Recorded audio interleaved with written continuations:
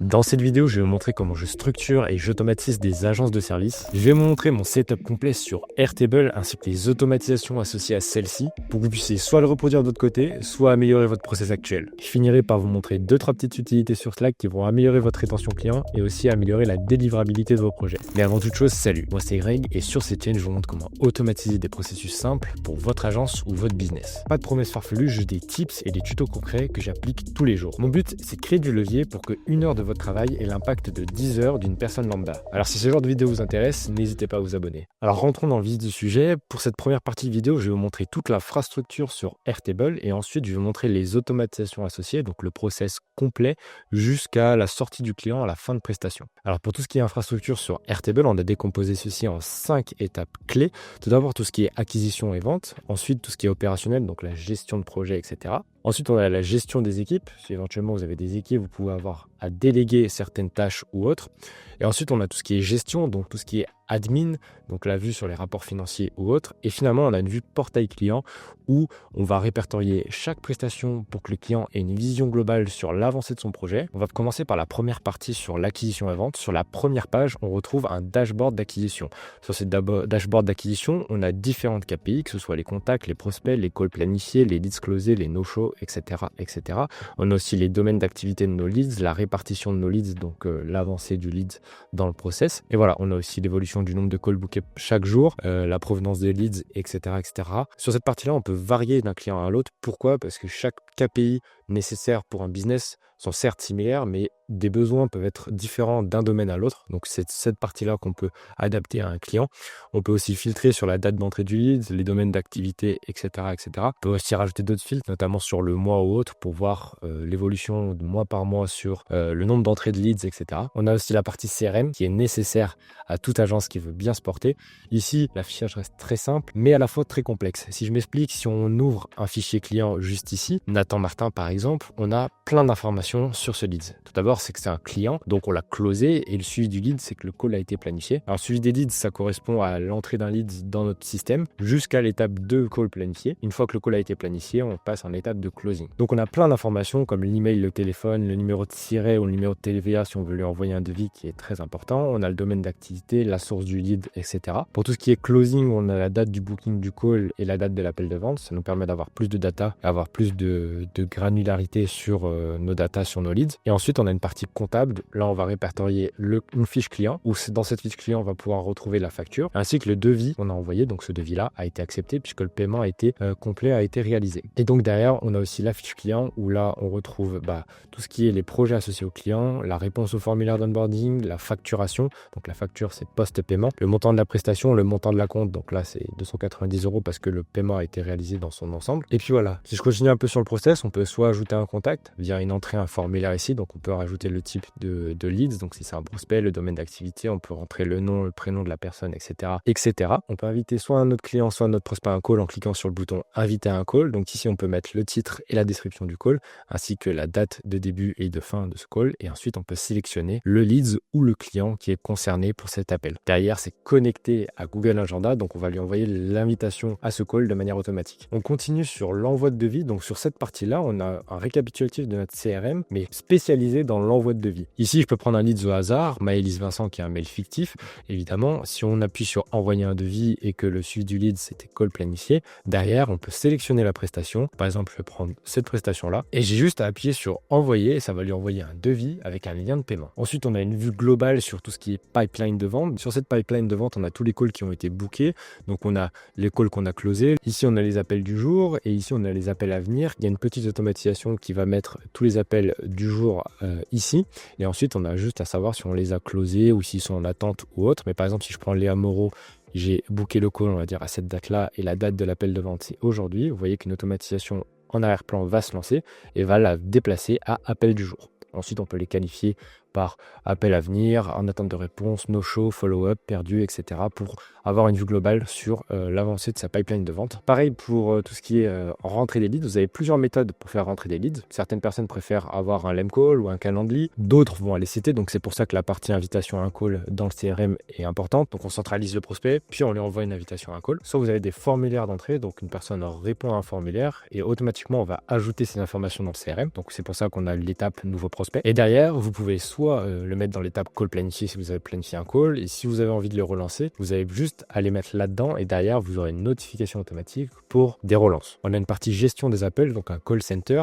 Comme je vous l'ai montré précédemment, on peut toujours inviter quelqu'un à un call juste ici. Et derrière, si vous avez une personne qui a booké un call sur votre calendrier, elle va être répertoriée automatiquement sur cette base de données ici. Et voilà, vous avez une vue globale sur tous vos appels de la semaine, et derrière, vous pouvez prendre des actions en conséquence. Évidemment, ces calls-là sont associés à une personne dans le CRM, donc on sait combien d'appels on a fait avec la personne, on a vraiment plein de données sur la personne, donc on a une vision globale à 360 sur celle-ci. Évidemment, chaque appel est lié à une personne dans le CRM. Si on avance un peu plus dans la gestion des données, ici on a une vue sur tout ce qui est le calendrier éditorial pour ceux qui fonctionnent notamment en organique sur LinkedIn, sur Instagram ou autre. Donc voilà, on a une récapitulatif du calendrier éditorial. Ici, cet exemple, c'est pour LinkedIn. Ici, on peut sélectionner une personne et on verra tous les posts qui ont été planifiés. Donc ici, en vert, c'est ceux qui ont été publiés et on peut les programmer sur d'autres jours pour avoir une vue d'ensemble sur tous ces projets. Pourquoi c'est important d'avoir ça? Puisque on peut déjà avoir un endroit où on répertorie tous nos posts LinkedIn. Donc ici, on peut rédiger nos posts LinkedIn. Évidemment, ça reste un exemple. On a la date de publication, on a la personne à signer, on a éventuellement une pièce jointe si c'est un carrousel. Donc ici, on peut mettre le carrousel. Et derrière, pourquoi c'est aussi important de mettre ces données dans le Airtable? Parce que derrière, on va pouvoir analyser les données. Ici, si vous appuyez sur le bouton data, on va aller chercher le nombre de réactions et le nombre de commentaires sur ce post. Derrière, vous pourrez analyser votre contenu. Je vais y venir juste après. Si j'appuie sur data, donc une automatisation se lance en arrière-plan. Il va aller chercher le nombre de réactions et de commentaires sur ce post ici qu'on a cité. Donc voilà, ici on a 78 réactions et 79 commentaires. Les impressions, je ne l'ai pas encore mis en place parce qu'il faudrait une autre API comme Unipil que j'ai pas pris le temps de mettre en place pour l'instant. Alors pourquoi c'est important? Puisque derrière, on va pouvoir analyser la performance des contenus avec le nombre d'impressions moyen, le nombre moyen des likes, etc.,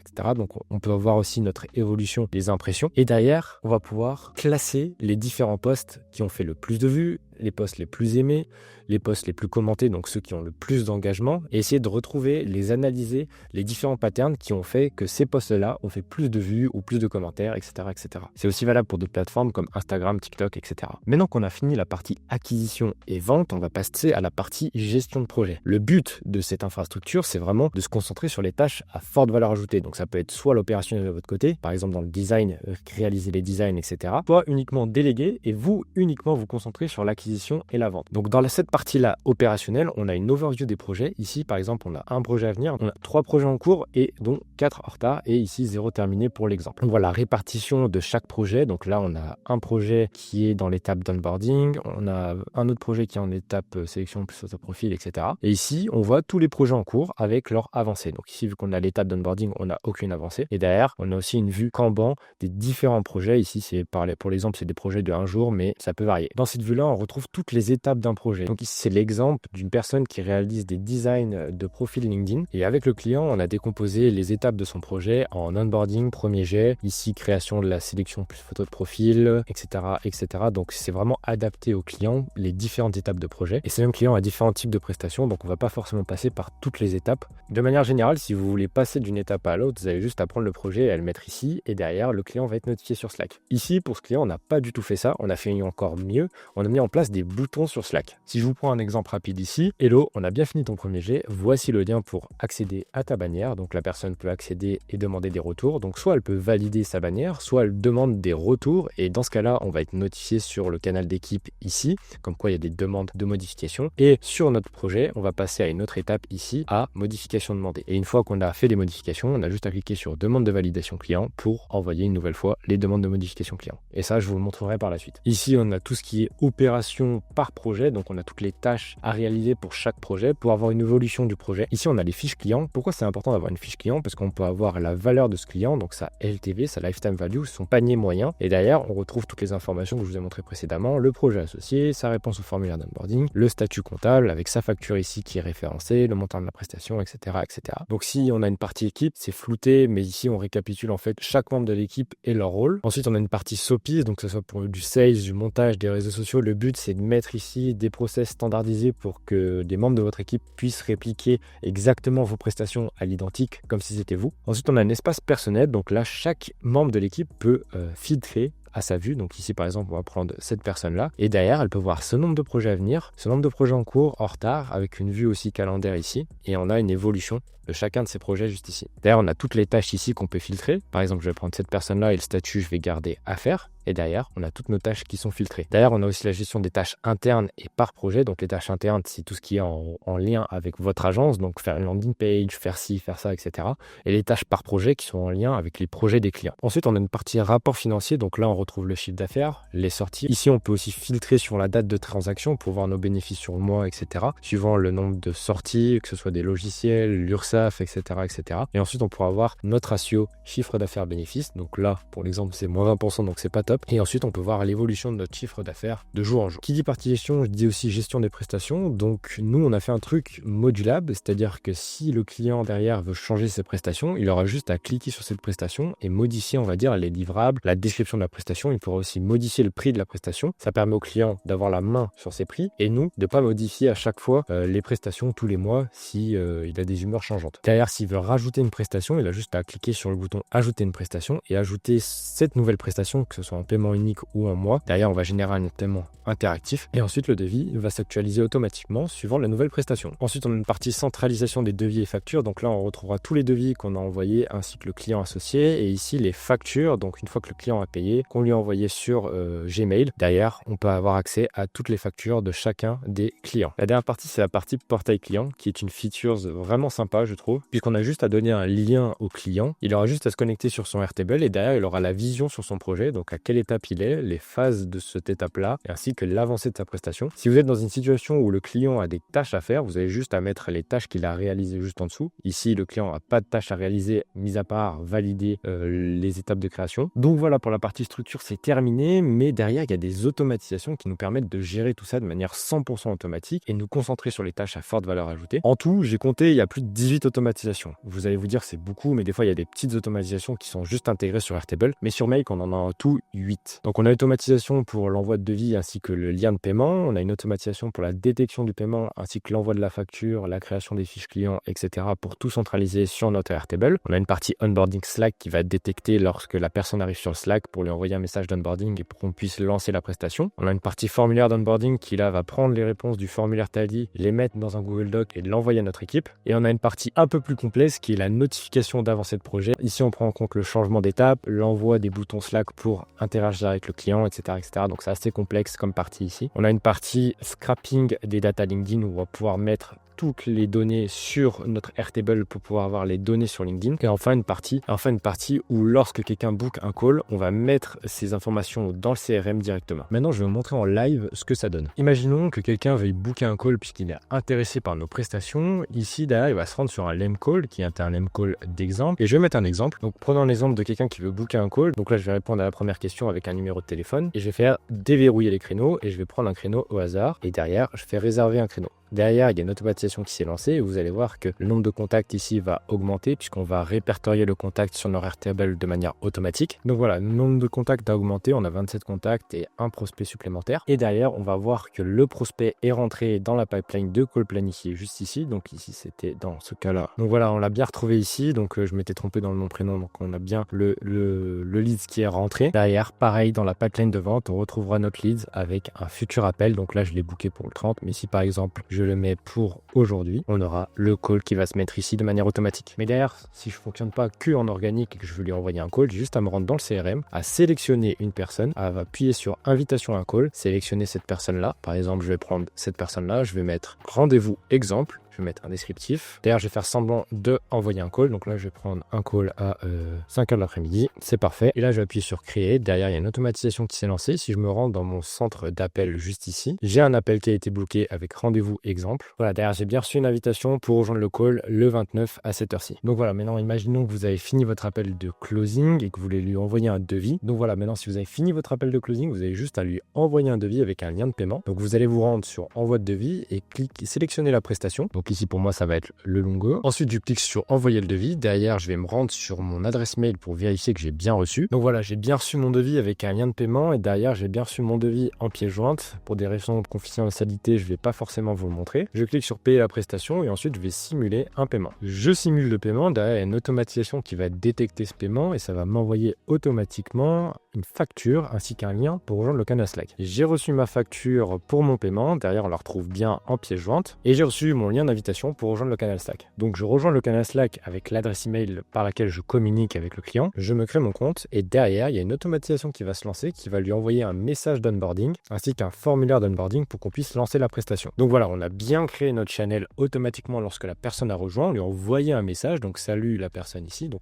on l'identifie. On lui envoie le formulaire d'onboarding, on lui donne un accès à un drive et derrière, on peut communiquer avec lui directement sur le canal Slack. Derrière, de notre côté, on n'a plus qu'à se rendre sur la pipeline opérationnelle et on voit dans la gestion de projet qu'un nouveau projet s'est créé ici pour Axel Dupuis. Et une fois que je vais répondre au formulaire d'onboarding, on va passer à l'étape suivante. Donc là, je simule de répondre au formulaire d'onboarding. Je réponds au formulaire d'onboarding et derrière, sur Slack, on va notifier comme quoi on a bien reçu ces réponses au formulaire d'onboarding et on va passer à la prochaine étape sur notre CRM. Donc voilà, on a bien reçu une notification comme quoi on a bien répondu au formulaire d'onboarding. Derrière, en interne, on est passé à la prochaine étape. Donc on est passé de la phase d'onboarding à la phase de création de premier jet et des tâches se sont créées de manière automatique et assignées automatiquement à la bonne personne. Et donc, on va pouvoir voir l'évolution de la prestation. De plus, notre équipe elle a été notifiée et elles peuvent accéder directement ici au formulaire d'onboarding et ses réponses. Ensuite, je vais vous montrer une feature, ce que j'affectionne tout particulièrement sur Slack. C'est que par exemple, une fois qu'on a fini notre premier jet, on va demander la validation au client. Donc là, on a juste à remplir éventuellement un lien Canva pour le premier jet, un lien Canva pour le deuxième, etc., etc. Donc là, on va mettre un truc au hasard. Et derrière, si j'ai fini ma première étape, juste à faire demander la validation du client. Et derrière, une notification est envoyée au client et on lui donne un premier livrable sur le premier jet pour qu'il puisse valider ou non cette première étape. Derrière, s'il a des retours, il a juste à cliquer sur si j'ai des retours et on lui envoie une notification comme quoi on a bien reçu sa demande et qu'il n'hésite pas à nous communiquer sur le canal Slack les demandes nécessaires pour qu'on puisse faire ces modifications. L'équipe aussi a été notifiée. Donc le projet Nanani qui est à l'étape premier jet a des demandes de notification. Derrière, la phase de l'étape a été modifiée. Donc on est passé à phase de l'étape à modification demandée. On réalise les modifications demandées. On redemande une validation au client. Rebelote, on a une notification qui lui demande de valider. Le client valide, il valide. Derrière, en interne, on change d'étape. On passe à l'étape suivante. Donc ici, dans ce cas-là, sélection plus auto-profil. Et la phase de l'étape repasse à l'étape de création, etc., etc. Donc on va dire que chaque étape est automatisée par une validation client. Donc derrière, on a une vue globale sur ces projets et on n'a plus besoin de toucher à ces étapes-là puisque c'est le client qui aura l'action concrète de la validation. Donc voilà, si on reprend l'exemple de tout à l'heure, on a bien notre facture qui a été référencée juste ici et le devis aussi qu'on a envoyé tout à l'heure a été numérisé juste ici. Et derrière, on a bien notre portail client qui a été créé, on a juste à lui partager le lien pour qu'il suive l'avancée du projet. Déjà qu'on communique assez avec lui pour la validation de certaines étapes, rajouter un portail client pour avoir une vue sur son projet, ça change vraiment la donne. Donc voilà, j'espère que cet exemple et cette démonstration vous aura plu, j'espère que ça va vous donner envie de construire ce genre d'infrastructure parce que ça change vraiment la donne au quotidien. Et si vous voulez en savoir plus, n'hésitez pas à vous rendre sur notre site internet ou à m'envoyer un mail directement, je me ferai un plaisir de vous aider dans votre infrastructure et la création de vos process.